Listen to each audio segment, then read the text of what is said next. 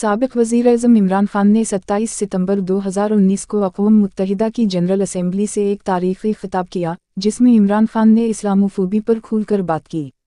इमरान खान ने मग़रिबी दुनिया की मुनाफ़क़त को बेनकाब करते हुए कहा कि जब भी कोई गैर मुस्लिम दहशतगर्दी करता है तो उसे एक इनफरादी मुजरिम कहा जाता है, लेकिन जब कोई मुसलमान ऐसा करता है तो पूरे इस्लाम को दहशतगर्दी से जोड़ दिया जाता है।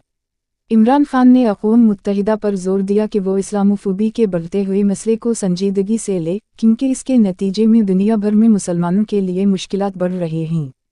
इमरान खान ने हिजाब पर पाबंदी, नबी अकरम सल्लल्लाहु अलैहि वसल्लम की शान में गुस्ताखाना खाकों और दीगर इस्लाम मुखालिफ इक़दामात को मुसलमानों के जज्बात मजरूह करने का सबब करार दिया और कहा कि इस तअस्सुब को ख़त्म किए बग़ैर दुनिया में अमन कायम नहीं हो सकता।